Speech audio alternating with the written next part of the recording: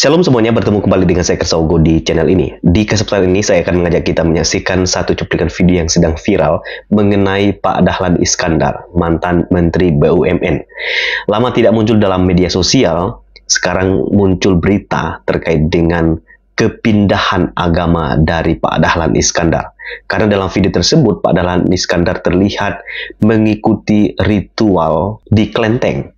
Apakah itu kabar bahwa Pak Dahlan Iskandar itu murtad? Nah, kita akan dengar videonya, kita akan simak bersama-sama. Mari kita lihat video berikut ini.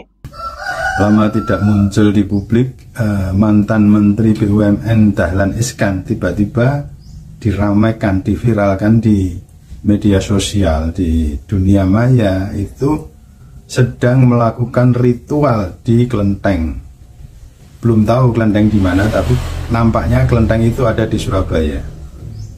Jadi mantan CEO Jawa Pos Group itu terlihat sedang membawa patung dewa dan membawanya ke atas altar, dan kelihatan serius sekali. Di sampingnya ada seorang warga negara Tionghoa yang ikut mendampingi dia dan menjadi pemandu.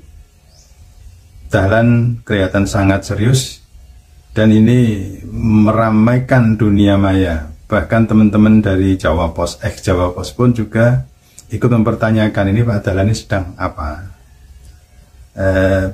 Ferry Ismirsa, salah satu wartawan Jawa Pos dulu, mantan wartawan Jawa Pos yang sahabat saya, itu sudah menelpon Pak Dahlan tapi belum direspon. Lalu Ferry juga sudah mengkonfirmasi lewat WA tapi sampai sekarang belum dibalas. Saya yang dulu juga wartawan Jawa Pos mencoba mengkonfirmasi ke Pak Dahlan juga belum direspon. WA saya juga belum dibalas. Lah yang mengagetkan itu adik kandungnya Pak Dahlan, Zainuddin Iskan, itu dia tinggal di Madiun dan saya kenal baik dengan beliau. Itu juga menelpon kakaknya tapi tidak diangkat teleponnya, dan akhirnya di WA isinya, tolong masku, kalau belum tobat jangan menggunakan nama bapakku di belakang namamu. Iskan itu nama bapaknya Pak Dahlan. Kasihan bapakku jika tahu apa yang kamu lakukan. Itu WA Mas Zainuddin kepada Pak Dahlan, dan kita belum tahu balasan dari Pak Dahlan apa. Tapi ada WA yang diteruskan ke beberapa teman Jawa Pos yang isinya adalah, untung saya tidak sedang nyapres. Ini mungkin jawaban dari Pak Dahlan ke teman-teman yang penasaran dengan apa yang dilakukannya, itu melakukan ritual di kelenteng menjelang atau pas hari raya Imlek kemarin.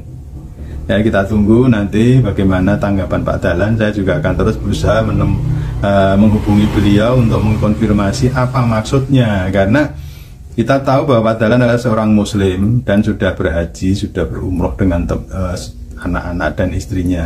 Ini ada berita viral, ya, bahwa ada seorang tokoh, ya sebut saja namanya Pak Dahlan Iskan, yang dikabarkan murtad, keluar dari Islam. Padahal ini beliau tokoh yang banyak penggemarnya. Ya, beliau dulu partner Jawa Pos, beliau pernah menjadi dirut direktur utama PLN zaman Pak SBY. Beliau juga pernah menjadi menteri BUMN, luar biasa. Meskipun Pak Dahlan Iskan ini ya, doktor honoris causa ini, dikabarkan hanya tamat madrasah aliyah dan pondok pesantren ya. Pesantren itu juga milik keluarganya. Kok bisa murtad? Apa benar? Kalau kita menyimak selama beliau tadi ya, bahwa beliau sudah menjadi anggota satu agama ya, namanya Buddha tadi, di mana agama itu berkeyakinan ya, tidak perlu adanya tempat ibadah, tidak perlu adanya sembahyang, doa ya, itu jelas-jelas murtad. Mana agama yang tanpa tempat ibadah? Mana ada agama tanpa berdoa? Berdoa itu kebutuhan hamba, kebutuhan makhluk, bukan kebutuhan kholik. Orang beriman berdoa itu karena merasa lemah, butuh yang maha perkasa, yang maha kuasa, karena mereka ini bermohon kepada Allah. Ini jelas ala akibah ini murtad kembali ke belakang. Ya kadang-kadang kita berpikir, tokoh ini kan dulu katanya pernah sakit kanker hati, hatinya rusak gitu ya, kemudian dioperasi di negara komunis Cina, diganti hatinya orang mati yang masih muda, yang bertahan hidup sampai sekarang ya.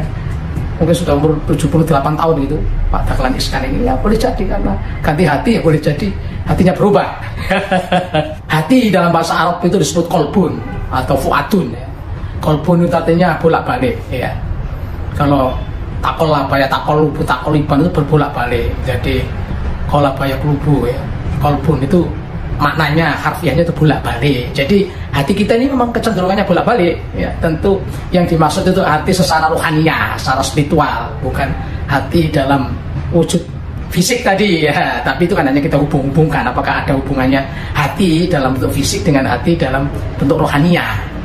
Yang jelas kita sebagai mukmin itu diajarkan oleh Rasul, karena hati kita berubah-ubah supaya iman kita kokoh ya. Rasulullah mengajarkan doa sebagaimana hadis dalam Sunan Tirmidzi ya.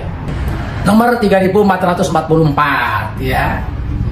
Yang itu adalah dari Ummu Salamah, istri baginda Rasulullah. Ketika ditanya sahabat tentang doa yang sering dipanjatkan Rasul, maka Ummu Salamah bercerita bahwa Rasulullah selalu berdoa, ya muqallibal qulub, sabbit qalbi ala dinik.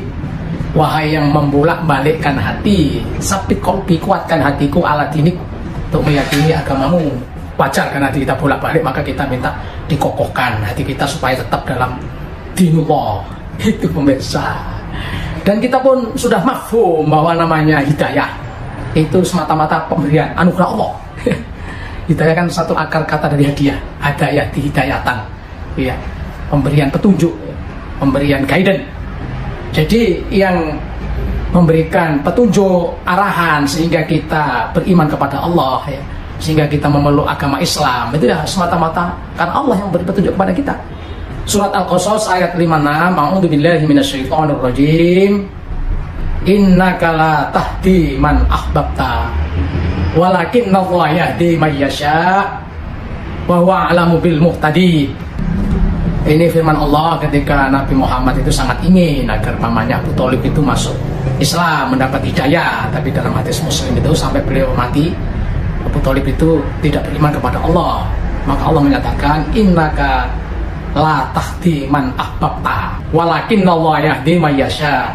Sesungguhnya engkau Muhammad tidak akan bisa memberi hidayah, memberi petunjuk kepada orang yang engkau sukai, tetapi Allah yang dapat memberi petunjuk kepada siapapun, dan Allah lebih tahu orang-orang yang telah mendapat petunjuk itu. Jadi petunjuk itu semata-mata pemberian Allah. Oleh karena itu, karena kita harus bersyukur telah ditakdir sebagai mukmin, maka kita rawat keimanan itu dengan beribadah kepada Allah. Jadi sesungguhnya ibadah kepada Allah itu sebagai merawat iman kita, baik itu ibadah makdoh, ibadah ritual, sholat, puasa, zakat, maupun ibadah-ibadah sosial yang lain, silaturahim ya, saling tolong menolong, yaitu dalam rangka merawat akidah kita